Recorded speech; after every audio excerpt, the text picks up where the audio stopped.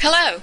Thanks for joining me for today's lecture. In this first section of our lecture today, we're going to talk about what sociology is, how it developed, and we're also going to talk about some of the pioneers in the field of sociology. So let's get started. Sociology is the scientific study of social behavior in human groups.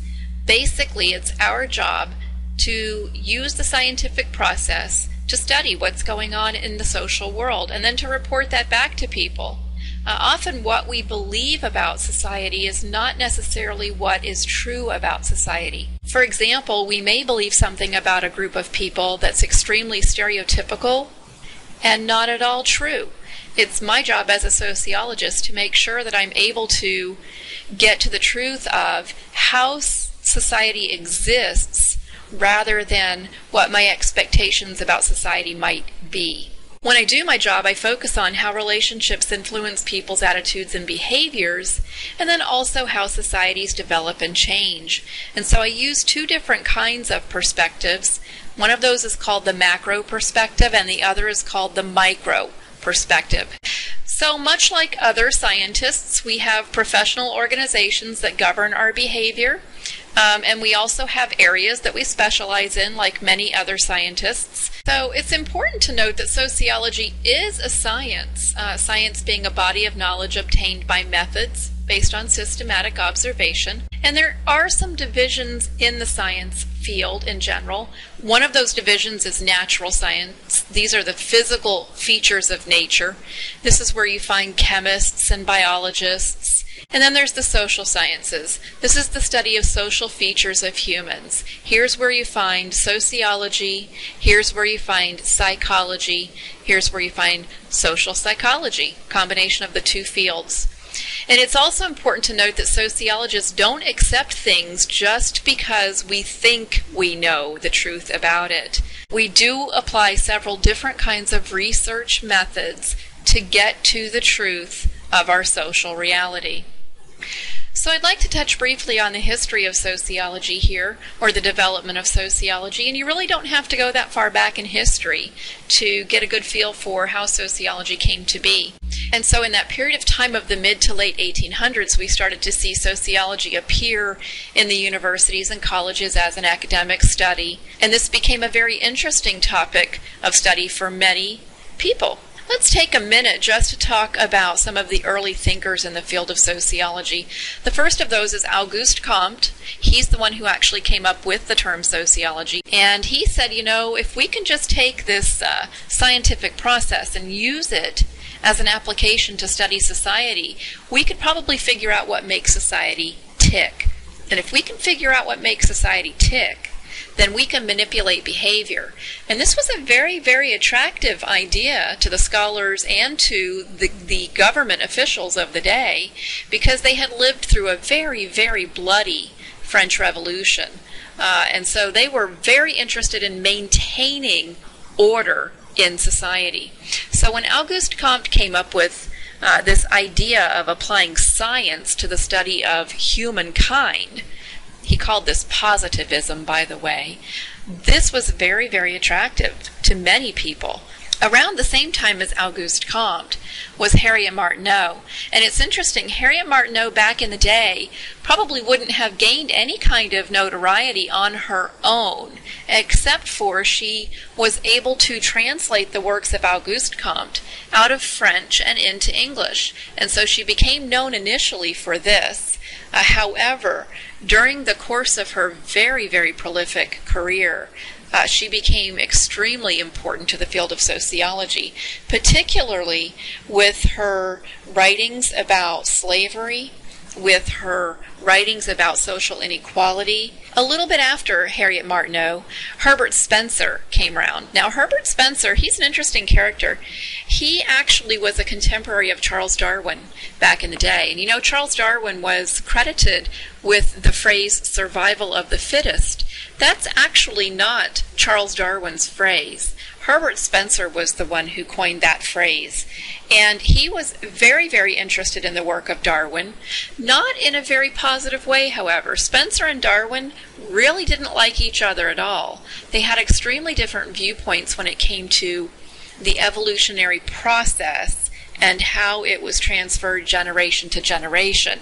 Nonetheless, Herbert Spencer already had a reputation as being an academic and was very respected, and so when he decided to apply the physical science evolutionary theory that was popular back in the day to the study of society, people took note.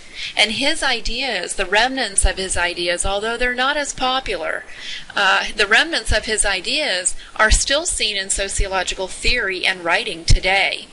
And in a nutshell, what he said was this: just as animals evolve to become stronger, faster, bigger, society also must evolve. And that evolutionary process for society would take it from a less stable place to a more stable place. And the way that would happen is over generations, certain genetic traits would be repeated, while other genetic traits would not. The ones that would repeat themselves, according to Spencer, we're talking about behaviors here, by the way. So the ones that would repeat themselves, according to Spencer, were the behaviors that were actually working in a beneficial way for people in society. And then the behaviors that would not repeat themselves, over the course of generations, of course, would not be transferred generation to generation. And so people wanted to believe this, and you can understand why people would want to believe this. This is an extremely attractive type of proposition, because if we're working well as a society and everybody's contributing and doing their job and everybody's being nice to each other and there's no conflict around, well, of course, then that's the way we would want to progress over time. Unfortunately, as you can see in today's contemporary society, there are many, many behaviors that we have in society that are not beneficial. There are a few that I can think of right off the top of my head: drug abuse, alcohol abuse, family violence, including domestic violence, elder abuse, child abuse. All of these behaviors remain in today's society and were in society back in Spencer's day. So his biological idea of behaviors being transmitted generation to generation, while it was maybe a good starting point for sociology, it didn't maintain a lot of validity over time, because we came up with better ideas, better theories or perspectives for what drives human behavior. And then a little bit later than Herbert Spencer, along comes Émile Durkheim. Now, Émile Durkheim was French. He was actually the first French PhD in the field of sociology, and he made several very important contributions that we still refer to today in our research. He said that behavior has to be understood within the larger social context, and he did a very interesting study about that on the phenomena of what he called anomie. Anomie is a French word. That word means a loss of direction that's felt in society when the social controls that an individual is supposed to have become ineffective. Now, what does that mean? Well, let's talk about it in terms of what he studied. Émile Durkheim studied suicide rates, and he studied suicide rates in several different countries. And so what Durkheim said that was so interesting was that one of the consequences of modern society, of us progressing to a more complex place, was that as workers became more specialized in their tasks, they had this feeling of a loss of direction, or this feeling of anomie. And as we became more complex, more and more anomie was going to occur. And when anomie occurred to a point, it could be a contributing factor to suicide. And so what he did was he studied suicide rates in several different places over time. And what he found was that suicide rates for a particular group of individuals actually increased. And so he was able to make a very strong statement about the feeling of anomie occurring when people lose their sense of purpose or direction, and that oftentimes this is occurring when we're having very, very rapid shifts in society or very quick changes in society. Think about when Durkheim was alive. He was watching the Industrial Revolution, which in effect occurred overnight. So this was an extreme shift in the way that most people had been living for decades, generations, centuries, to a different way of life. And when that happened, he said, people felt a loss of direction. They felt a little unsure about what their role was and how they were supposed to play the role properly. And he said that contributed to the feeling of anomie. And when you had high rates of anomie, you would have high rates of suicide. And he was able to prove that through his research. It was one of the very first applications of the scientific process to the study of society, and it was extremely interesting to people, because when you think of suicide, you don't think about it in terms of being an event that is social in nature.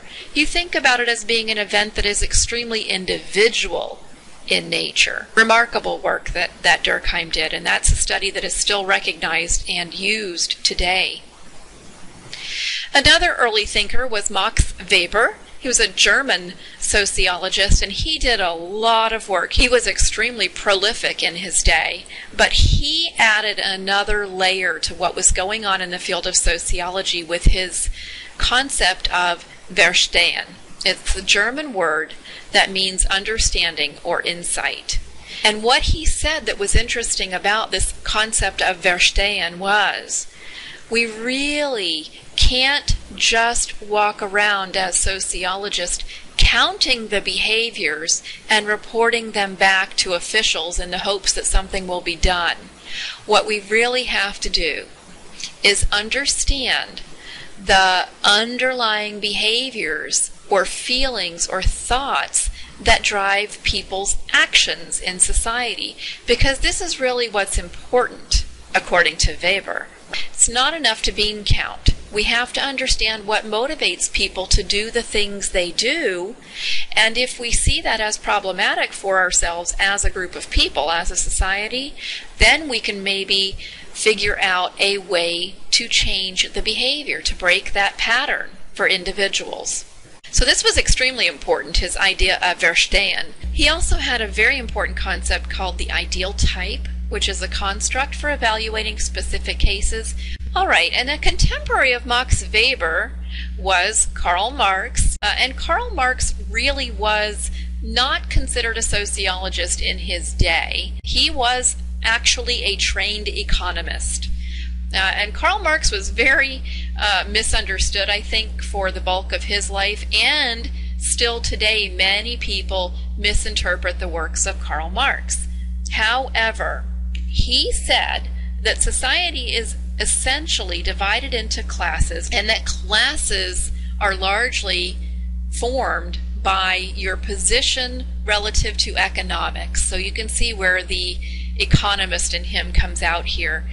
Karl Marx was not popular in his time. In fact, he was exiled several times in his lifetime, eventually ending up penniless in England, and interestingly enough, is buried in the same cemetery right next door to Herbert Spencer, and they were almost dichotomously opposed to each other as far as their philosophies went. Karl Marx is often known for communism, or what we think of as communism, the old Soviet bloc or the USSR. Indeed, Karl Marx did espouse communism. However, his ideas about communism are really not how communism played itself out in society. And so in that respect, he's oftentimes misunderstood, misrepresented, and misquoted. It's important to note, however, that one of the reasons why he was not really appreciated or liked during his time was because he did come out and start speaking about revolution.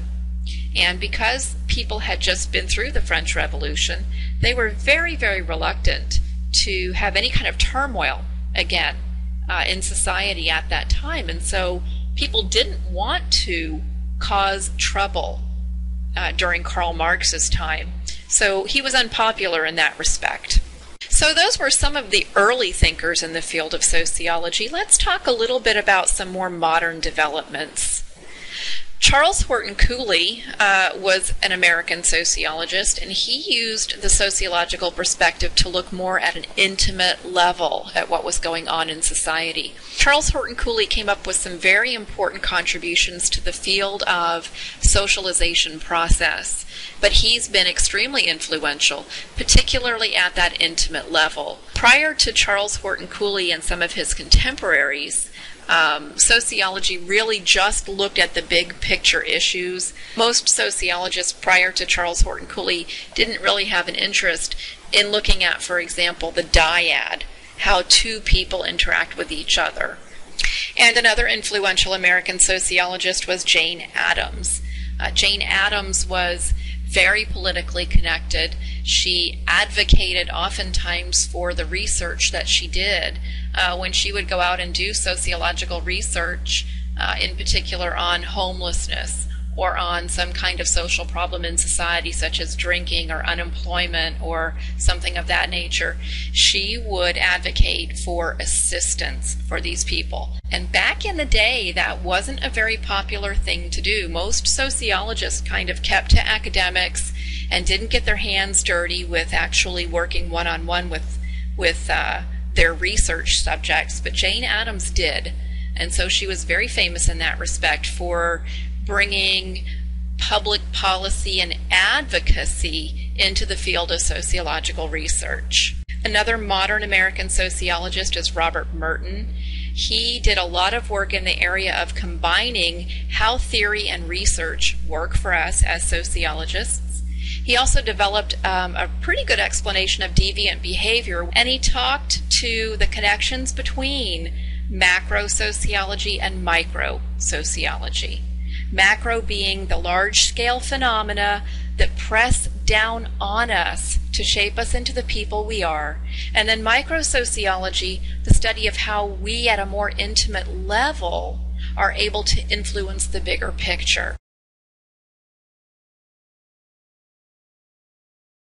Talked about the difference between the natural sciences and the social sciences. And we talked briefly about the development of sociology, including some of the early thinkers and a few of the modern developers of sociology. We'll talk again soon. Take care. Bye-bye.